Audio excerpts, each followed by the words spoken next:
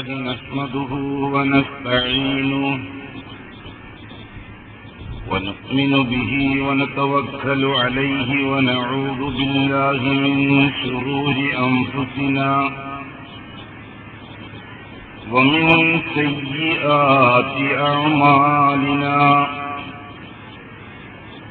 من يهده الله فلا مضل له ومن يضلل فلا هادي له ونشهد أن لا إله إلا الله وحده لا شريك له ونشهد أن محمدا عبده ورسوله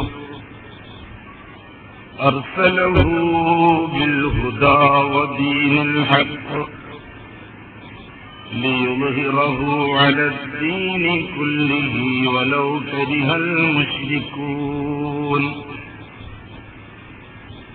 صلى الله على سيدنا محمد وعلى آله وأصحابه أجمعين أيها الناس اتقوا الله عباد الله أعوذ بالله من الشيطان الرجيم بسم الله الرحمن الرحيم والعصر إن الإنسان لفي خسر إلا الذين آمنوا وعملوا الصالحات وتواصوا بالحق وتواصوا بالصبر صدق الله العظيم.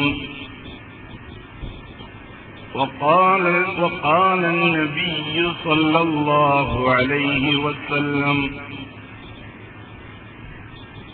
إن في الجنة 120 صف 80 منها من هذه الأمة و40 من سائر الأمم أو كما قال رسول الله صلى الله عليه وسلم وصدق رسول المصطفى الكريم وعليه أفضل الصلوات وأزكى التسليم.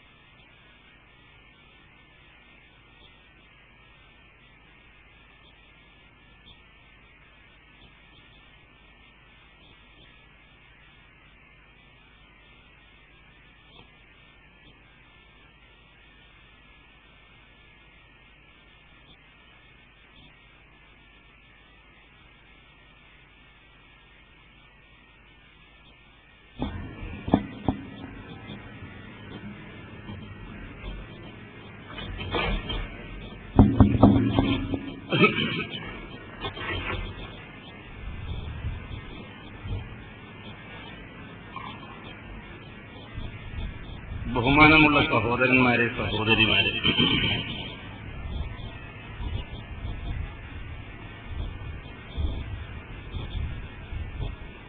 അല്ലാഹു സുബ്ഹാനഹു വ തആല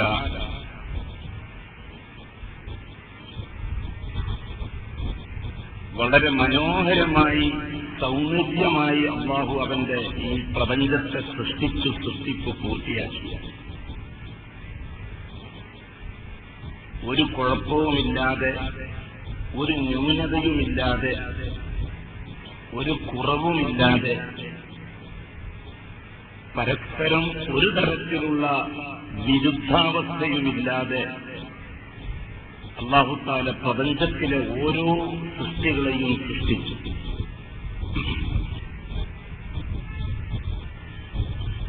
ഓരോ സൃഷ്ടിയുടെയും സൃഷ്ടിപ്പിന്റെ പിറകിൽ അല്ലാഹുവിന് വലിയ വലിയ ഉദ്ദേശങ്ങളുണ്ട്.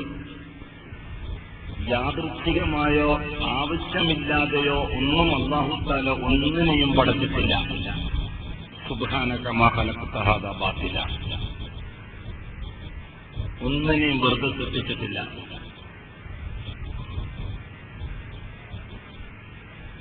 ഇനിയും നമുക്കറിയാത്ത ഒരുപാട് രഹസ്യങ്ങൾ ഓരോ സൃഷ്ടിപ്പിലും അല്ലാഹു തആല ഉൾക്കൊള്ളിച്ചു വെച്ചിട്ടുണ്ട്. എന്തിനു വേണ്ടി? അതുകൊണ്ട് അല്ലാഹു ഉദ്ദേശിക്കുന്നത് എന്താ? നമ്മൾ ചിലപ്പോൾ ഓരോ വസ്തുവിന്റെയും ഉപകാരങ്ങളെ സംബന്ധിച്ച് ഗവേഷണം ചെയ്തറിയുന്നവരാണ്. ഓരോ വസ്തുവിലും അടങ്ങിയിരിക്കുന്ന ഉപകാരങ്ങളെ കണ്ടെത്തുമ്പോൾ അതിനുവേണ്ടിയാണ് അല്ലാഹു അതിനെ സൃഷ്ടിച്ചത് എന്ന് നാം ആശ്വസിക്കുകയും ചെയ്യുന്നു. അതൊരു വസ്തു. അങ്ങനെയാണ് എങ്കിൽ ഓരോ ഐറ്റം പോലെ ഓരോ ഐറ്റം വിവിധ ഐറ്റംസ് വേണ്ടിയില്ലല്ലോ.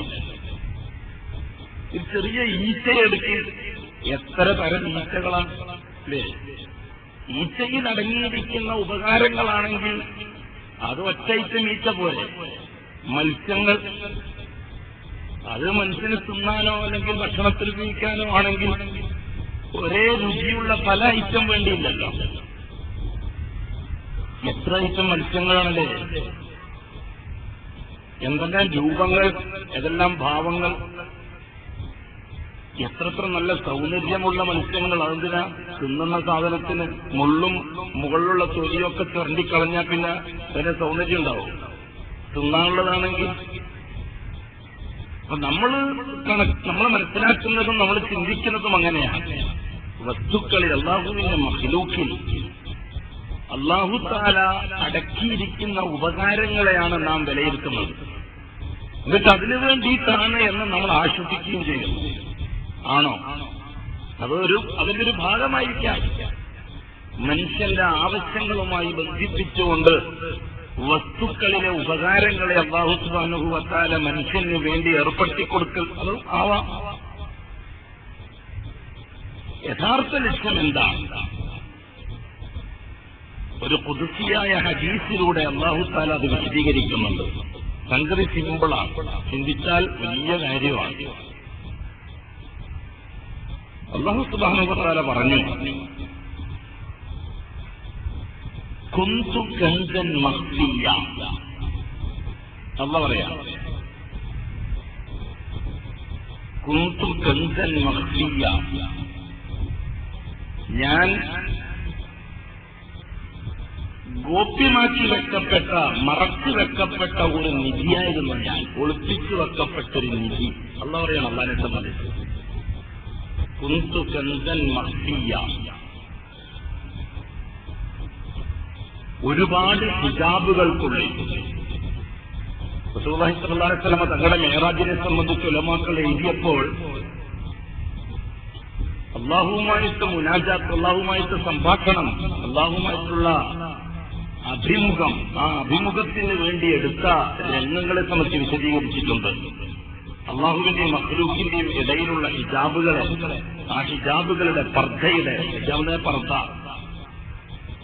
അതിന്റെ വിശാലതയെ സംബന്ധിച്ച് ഉലമാക്കൾ എഴുതിയിട്ടുണ്ട്.